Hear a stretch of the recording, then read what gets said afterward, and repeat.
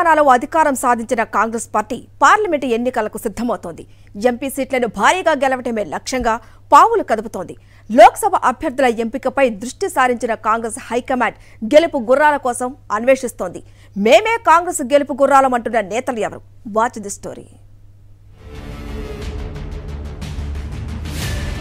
రాష్ట్రంలో అధికార పీఠం ఎక్కిన ఉత్సాహంతో పార్లమెంటు ఎన్నికలకు సిద్ధమవుతోంది తెలంగాణ కాంగ్రెస్. రాష్ట్రంలోని మొత్తం 17 లోక్సభ స్థానాలకు గాను హైదరాబాద్ మినహా మిగతా స్థానాల్లో పాగా వేసేందుకు వ్యూహరచన చేస్తున్నారు హస్తం పార్టీ పెద్దలు.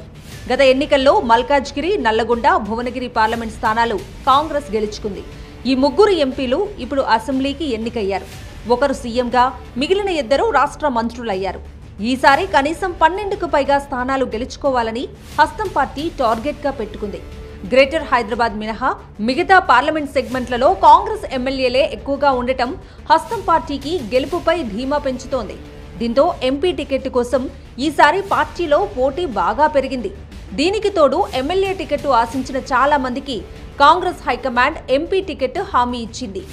మల్కాజ్గిరి నుంచి గతంలో రేవంత్ రెడ్డి విజయం సాధించారు. ప్రస్తుతం మల్కాజ్గిరి నుంచి ఎమ్మెల్యేగా పోటీ చేసి ఓడిపోయిన మైనంపల్లి హనుమంతరావు ఇక్కడ ఎంపీ అభ్యర్థిగా బరిలో ఉండే అవకాశం కనిపిస్తోంది. ఇక హైదరాబాద్ నుంచి గతంలో పోటీ చేసిన ఫిరోజ్ ఖాన్ మళ్లీ బరిలో ఉండొచ్చు. సికింద్రాబాద్ ఎంపీ టికెట్పై అనిల్ కుమార్ యాదవ్ కు హామీ ఇచ్చారు. అయితే అంజన్ కుమార్ యాదవ్ ఎమ్మెల్యేగా ఓడిపోవడంతో ఆయనే ఎంపీ బరిలో దిగుతారనే చర్చ జరుగుతోంది.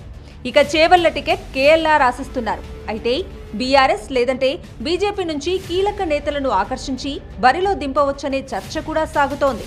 Mahabub Nagar ticket AICC secretary Vamshichand Reddy ఆశిస్తున్నారు. వంశీచంద్ కు ఏఐసీసీ హామీ ఇచ్చినట్లు సమాచారం.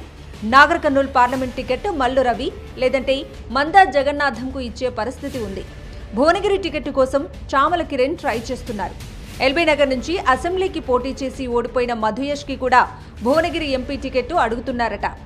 ఇక నల్లగొండ టికెట్ను సూర్యాపేట ఎమ్మెల్యే టికెట్ ఆశించి భంగపడ్డ పటేల్ రమేష్ రెడ్డికి ఇస్తామని ఇప్పటికే ఏఐసీసీ సెక్రటరీలు హామీ ఇచ్చారు.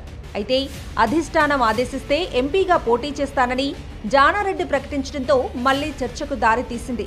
ఖమ్మం ఎంపీ టికెట్ తనదే అంటూ ఇప్పటికే రేణుకా చౌదరి ప్రకటించుకున్నారు. అయితే పార్టీ అవసరాల దృష్ట్యా మరో కొత్త పేరు తెరపైకి వచ్చే అవకాశం కనిపిస్తోంది. ఇక మహబూబాబాద్ ఎంపీ టికెట్ను మాజీ కేంద్ర మంత్రి బలరాం నాయక్ కు ఇస్తామని పార్టీ హైకమాండ్ హామీ ఇచ్చింది. వరంగల్ ఎంపీ టికెట్ కోసం మాజీ ఎంపీ సిరిసిల్ల రాజయ్య ట్రై చేస్తున్నారు. అయితే తుంగతుర్తి టికెట్ ఆశించి భంగపడ్డ అద్దంకి దయాకర్ కి వరంగల్ ఎంపీ టికెట్ ఇచ్చే అవకాశం కనిపిస్తోంది.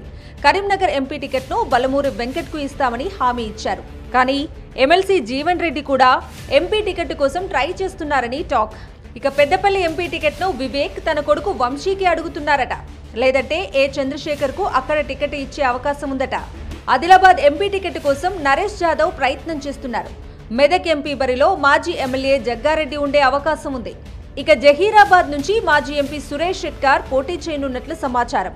నిజామాబాద్ ఎంపీ కోసం మాజీ ఎమ్మెల్యే ఈరవతి అనిల్, పార్టీ రాష్ట్ర వర్కింగ్ ప్రెసిడెంట్ మహేష్ కుమార్ గౌడ్ ప్రయత్నం చేస్తున్నారు. మొత్తంగా ఎంపీ టికెట్ల కోసం టీ కాంగ్రెస్ లో పోటీ గట్టిగానే ఉంది. అయితే సునీల్ టీం ఫైనల్ చేసిన వారికే టికెట్ దక్కే పరిస్థితి ఉండటంతో అక్కడ మంచి మార్కులు కొట్టేసేందుకు ఎంపీ టికెట్ల ఆశావాహులు తెగ ప్రయత్నాలు చేస్తున్నారు.